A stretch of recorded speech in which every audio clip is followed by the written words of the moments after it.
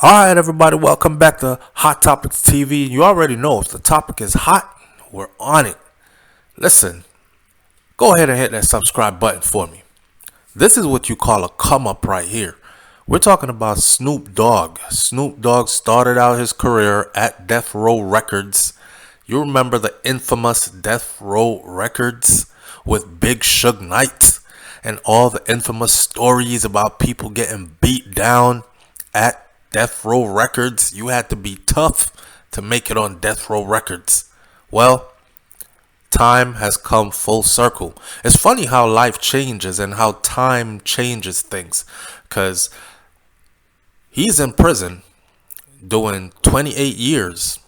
And Snoop Dogg, who started out as an artist on the label, now owns the record company. Death Row Record is once again a dog-eat-dog world, says New York Post. Snoop Dogg purchased the embattled record label that launched his rap career, according to Wednesday press release from Berkshire Hathaway's Business Wire. The 50-year-old rapper, whose given name is Calvin Brodus Jr., acquired the company from private equity-controlled MNRK Music Group.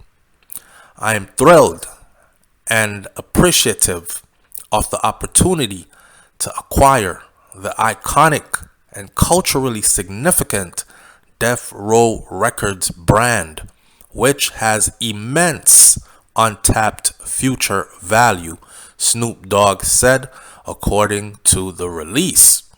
It feels good to have ownership of the label I was part of at the beginning of my career, and as one of the founding members, this is an extremely meaningful moment for me. And I would think so. I wonder what Suge Knight feels about this. Because, I don't know, Suge is a blood. Snoop is a Crip. Suge's business, his baby, his moneymaker, is now in. But I don't know if they see it as Bloods and Crips or nothing, or if they see it as just money. Because you know Suge Knight got in a lot of trouble and he needed the money to pay his legal fees. But with Snoop over here saying it feels good to now be the owner of the label, I'm wondering, how is he looking at this from his prison cell? It wasn't clear actually how much Snoop Dogg paid for the label, which filed for bankruptcy in 2006, and it was sold 6 years later as the founder, Suge Knight, battled legal and financial troubles. The former CEO is now serving a 28-year prison sentence for running over a man in 2015 purposely with his vehicle. Snoop Dogg rose to fame after he was featured heavily on Dr. Dre's 1992 breakout album. In the mid-90s heyday, Death Row grossed an estimated amount of $100 million per year. And oh yeah, it was a lot of money. It was a lot of good life going on over there. I remember a lot of the artists used to say, oh, Suge, you know, if he don't like you, you're going to know. Some people are pretty soft on a label. Some people he is pretty hard on. Like he'll beat them up or he'll get them beat down in front of him. Producers were getting beat because they couldn't come up with the right beats. No pun intended, getting beat to come up with the beats. But that's how he ran the label. $100 million a year. That's what the IRS could track anyways. And given how shady Suge was, I wouldn't be surprised if he was making another $50 million off the record.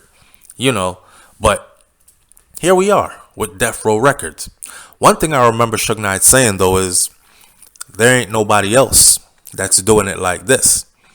And for it to be black owned with majority 99.9% black ran and black staffed, they hate to see this. The status quo hated to see this. So even in his madness, he was trying to be black excellence. You know what I'm saying? Okay, so making $100 million a year, he was arguably the most powerful man in the music industry with the most powerful label in hip hop, propelling the career of Snoop Dogg, Dr. Dre, Tupac Shakur, Nate Dogg, The Dog Pound, and quite a few others into superstardom. Snoop Dogg was featured heavily on Dr. Dre's 1992 breakout album called The Chronic. Who could forget The Chronic? The Chronic actually sold over 6 million albums on Death Row. It has gone on to sell way more records, but it sold over 6 million albums on Death Row and cemented the West Coast gangster rap in the musical mainstream. Back in those days, rap was not about gangster rap. They kind of formed a niche, a lane for themselves. And then, of course, if you look at it today, every rapper almost is a gangster. So they pioneered the way, talking about street life on records. We don't love them hoes. That walking down the street, smoking Indo, sipping on gin and juice, laid back with my mind on my money, on my money, on my mind. Yep, it was like that. With smash hits like Gin and Juice and Who Am I? What's my motherfucking name? Snoop Doggy Dogg. Memories, I tell you. Snoop Dogg's 1993 solo record Doggy Style moved more than 11 million copies worldwide, and it was the fastest selling debut album in history at that time. This is according to the LA Times. A 1996 follow-up called The Dog Father also went platinum for the label. Now I want you to understand something. How money was made then in the music industry versus how money is made now, it's not the same. The artists today who depend on stream to get their money, because we no longer see people selling CDs in the stores, and that type of stuff, and you could go burn a CD. It's mostly now digital downloads. And on digital downloads, they literally have to sell millions and millions of downloads to get a couple $1,000s. Millions and millions more to get hundreds of thousands of dollars. If you're getting millions of dollars by streams alone, you must have multi avenues of streams with millions and hundreds of millions of streams. Back in the day, when they said that Snoop Dogg sold 11 million records, we're talking about a time when each record was sold. Nielsen SoundScan would track it, and the record was like $15.99 a piece. So do a quick math. 11 million at $15.99 a piece, and you will see why a lot of these guys are still rich and wealthy today. Last year, Death Row made Snoop Dogg its executive, creative, and strategic consultant, prompting the Long Beach, California native to tell Barstool Sports that he had his mind on his money, set on owning the label one day. Well, fast forward shortly, and here we are talking about him owning it. So Snoop wasn't only talking about owning it, he was actually making moves to own the label. It's one thing to work somewhere. It's another thing when you become so successful that you go back and purchase the place that you used to work, that gave you your startup. This is huge. I think all of Death Row should be in my hands. This is what he said in November.